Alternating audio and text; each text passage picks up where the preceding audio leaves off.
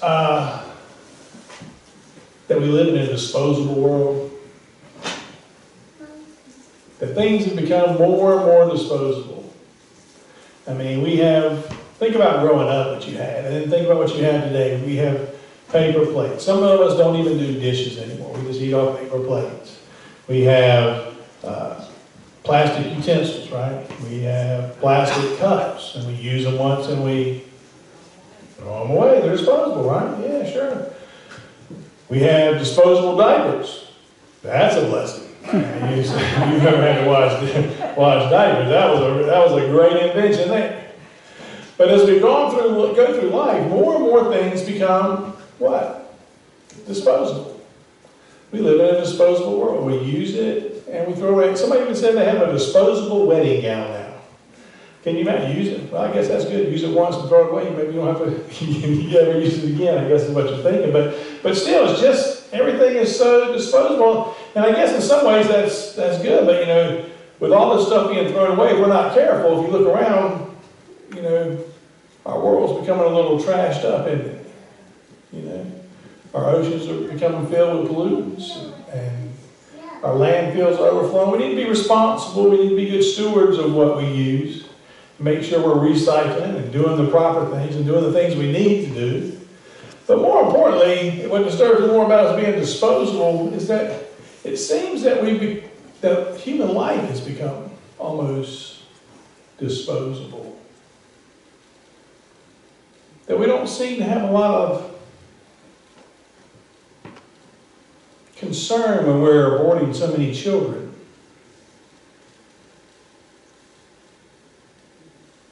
That their lives don't seem to matter. That they're throwaways.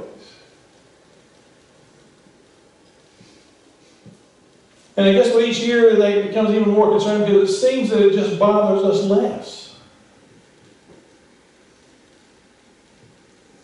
And if we look at the trends around the world, we're starting to see more euthanasia. In the Netherlands in 2013, 4,100 people were injected with morphine and drugs so they could die. And it seems to me that we just seem to put less and less value on human life. And I have to wonder how long it will be before we're doing that in this country. We remember Kevorkian a few years back made us start thinking along those lines, it brought it to the forefront, not that people weren't already thinking about it, brought it to the forefront of what's the value of human life?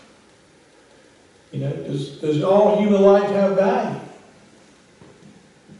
Or is it at some point we should just put people down like they were dogs that were sick? They just don't serve a purpose anymore. Is there a value to human life? I guess is the question that we need to answer for ourselves. And if so, what is that value? And should we be valuing it? I think through abortion, we've become almost, coarse. It's kind of like it doesn't bother us anymore. It's just like, it's become a thing of convenience, I guess. And the same thing with euthanasia. It's become a thing of convenience. So the beginning of life and the end of life, people aren't quite as convenient, so do we just get rid of them like they don't matter? And I don't think that's what God intended.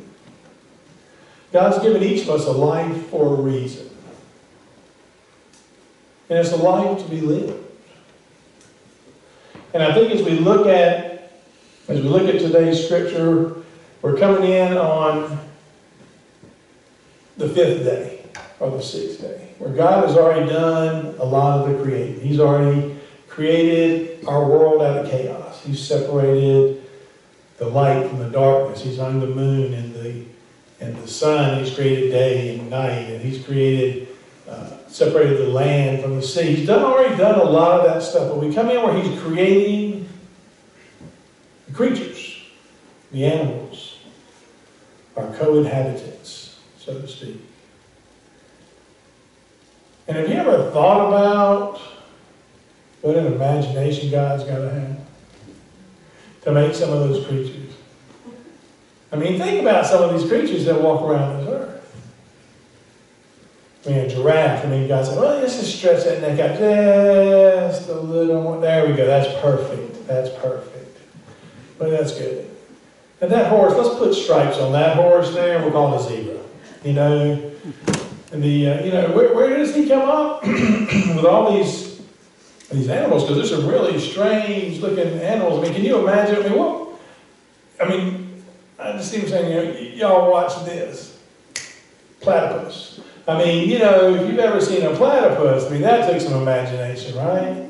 And God creates all these things. All these different animals. And He's put them here on earth. And there comes a time for the climax of all creation. He's done all these wonderful things. He's made these plants and these animals of all different shapes and sizes, and they roam the earth, and little bugs that you really love, right? And at least your kids do, and the snakes, right? Because I hate snakes. And all those animals. And He comes to the climax, the greatest creation. And that is mankind. You see, you are God's greatest creation.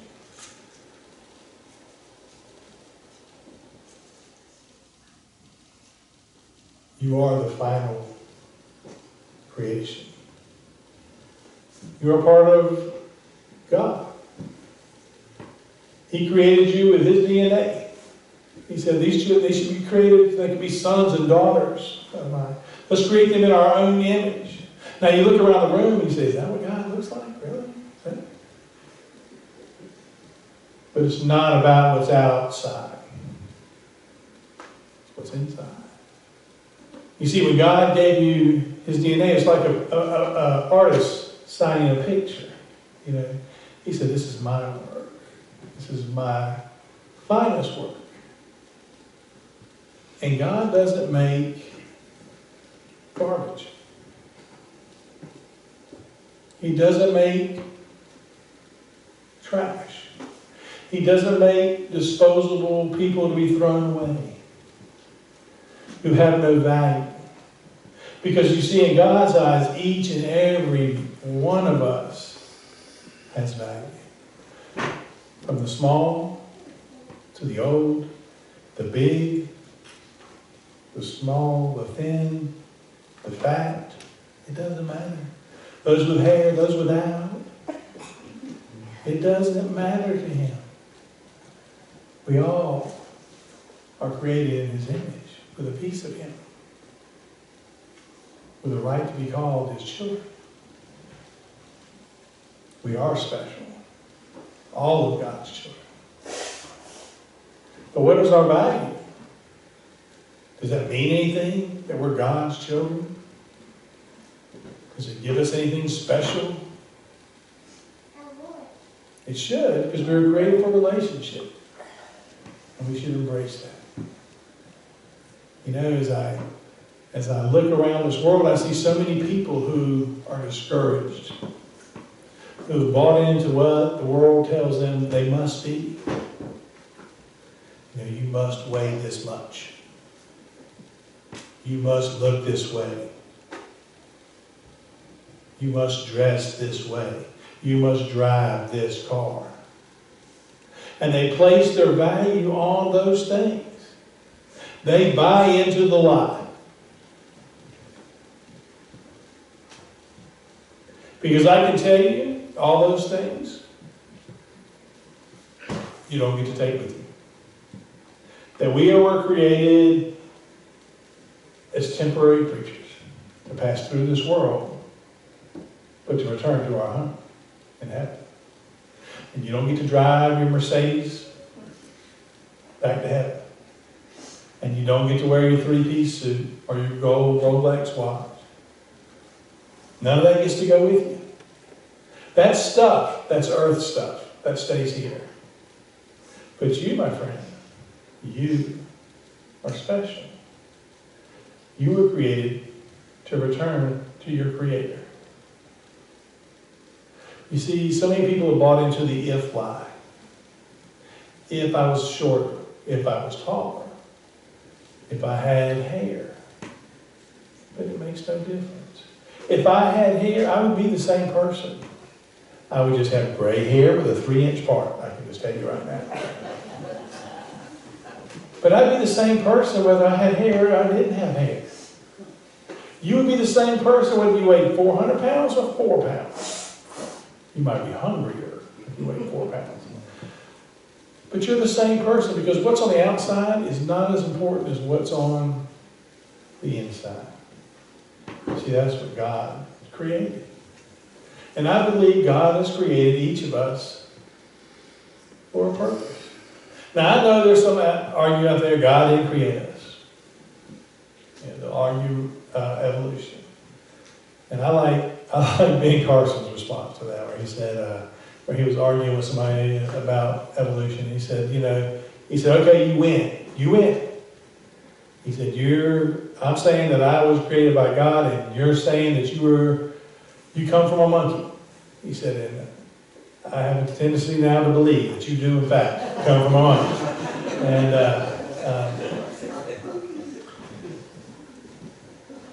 And some people say, well, what proof do you have? And I said, well, I have to look at a couple of things. I look at the ability of human beings to reason. I said, you think about this. Now, you think about human beings being able to create a vehicle and send it thousands of miles into space to land on another planet, to go around that planet collecting data, taking pictures, and send it back to Earth so we can see that. That sounds more God-like than monkey-like to me. I mean, I'm just saying. It's our ability to reason that makes me think that we're probably created by something greater than evolving from a monkey.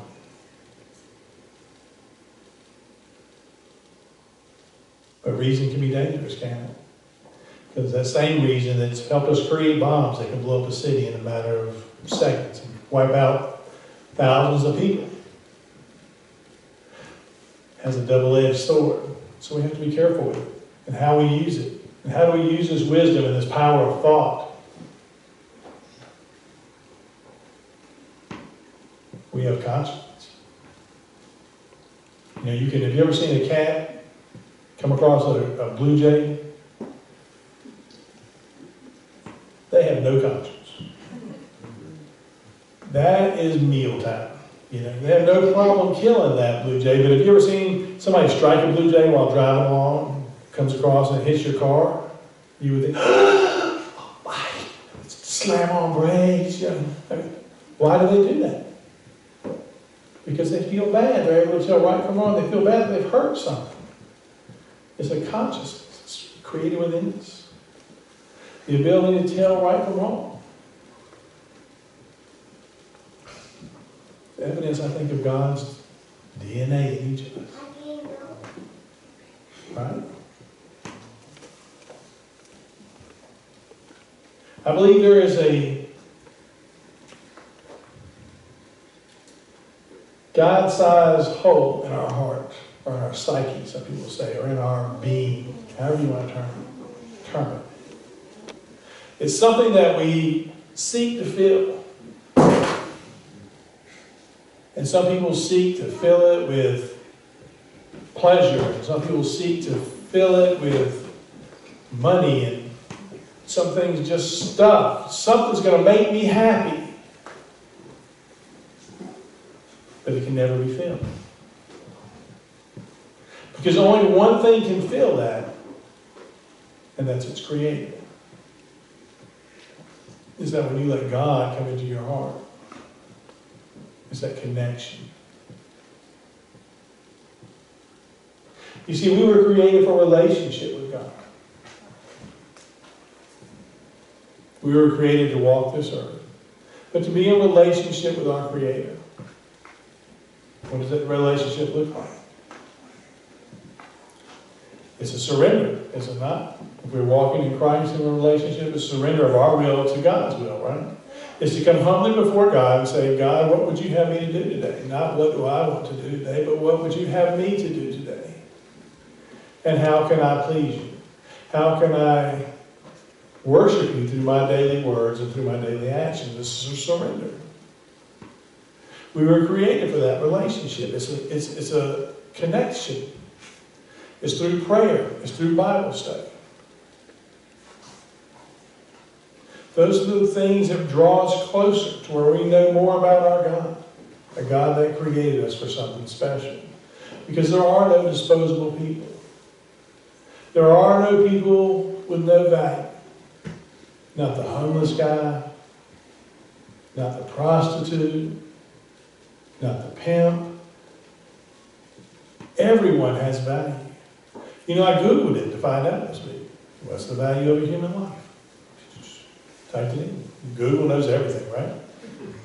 So I said, let's go to Google, let's find out. And I Googled it. And it has different things, but look, different government agencies value human life at different things. And there was a range from 6.5 million to 9 million. You didn't know you were worth so much, did you? I look out here and I see millions of dollars sitting in front of me. I don't know how to cash it in, but it's there. And I'm not sure what determines and what factors they use, because different agencies are trying to show different things for government funding. But those were there was 3 different departments, and they had values of 6.5 million to 9 million was the range. But they're wrong. They're wrong. Because you can't put a dollar value on a human life. Can you?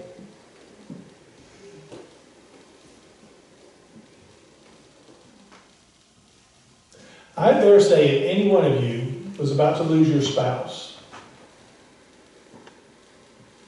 you would sell everything you have. You would beg, you would borrow, you would steal if you were able to purchase their health again, right? Am I wrong? If you were about to lose one of your children, what would be the dollar amount you draw the line at? Well, 20,000 is good, but 21,000 is just pushing it. They're going to have to go. You know? Why is that? Because there isn't a dollar amount. There is no dollar amount you can put on a human life. That's so of the homeless man. That's so of the prostitute. That's so of any sinner or any person that we look down upon, because they may not be us. We can see the value in us, right? We know we're worth something, right? Right? Aren't we all worth something here? My grandson was walking through the store the other day, looked in the mirror and said, I look good. You know? We all got that self-worth, which is important. And we should have a self-worth. And what I want to point out to you today, what I want to, the creation story, they can argue, there's a lot of argument. What I want you to come away with today from creation story is simply this, is that you were created by a loving God. A God who put you here for a reason. That you are special. You're one of a kind. I like to say, like Rick Clair, I'm one of a kind, often imitated, never duplicated. No. But you are. You're one of a kind. God made you special. He made your life special with a special plan for you to walk through it. Are there going to be some valleys? Yes. Are there going to be some hills? Yes. There's going to be ups and downs. There's going to be good days. There's going to be bad days. But it's your life. And God's given it to you. And He's blessed it. And He looked at it and He said, it is very good. Not good. Very good. He was very pleased with humanity. But the question is, how do we turn around and honor our God? How do we walk as His creation on this planet? And do we bring honor and glory to Him? You know, the worst thing you can do is say, I'm not worth anything. You know, when you get down, you ever had a down day where you just didn't feel like you were worth a whole lot? Maybe Satan digging at you a little bit, you know, telling you how sorry you are, that you're just a sinner and you fall short, that you can't do anything right, that you just feel bad about yourself. Well, let me just go ahead and tell you this. There is nothing that you have done that God can't forgive or won't forgive. You may be a terrible sinner. You may be a bad person right now, but that doesn't mean you have to remain a bad person. God can change you. He changed Saul to Paul. We talked about that in Sunday school this morning. What a miracle that was. God can change people. And through Jesus Christ, He paid the price for you. That you could be forever reconciled to God if you accept that gift. But too many of us want to walk in sin. And it dims our life. You ever seen when you get a brand new car, or you get a new car, how bright the headlights are? You ever notice that? They just shine, they light the way, right? Anywhere you want to go, you can see anything. You can see for miles. But as time goes on, they get a little dimmer, don't they? Can't quite see as far. Have to put your glasses on. But the lights haven't dimmed, the lens has. And why is that? Because it's got dirt on it. You go look at it, it's got bugs on it. Scratched up a little bit. But that can be cleaned away, can't it? They got stuff now, they just make that thing shine. You know, they can rejuvenate that whole lens. And that light all of a sudden comes right back out. Right? And you can see again. That's what Jesus does for us. He cleans our lens. He wipes away those sins so that light that God has placed in each one of our hearts can shine through again. That we can be reconciled to Him. That we can love Him. But to do that, we got to accept Him. We got to invite Him into our lives. We got to let Him live in our hearts. We got to let Him fill that hole that God's created there. Just for Him. That God-sized hole. So that we can walk as His creation.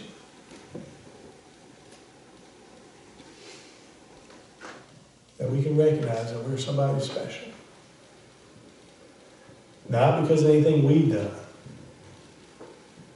Not because of anything we've accomplished, or any trophy we've gotten, or any awards, or ribbons, or plaques, or certificates. Not because we have 20 grandchildren. Not because, like Otis, we weren't born a relative of somebody who was famous. Not because our children did anything great. You're special because God created you special. And He created you for great things.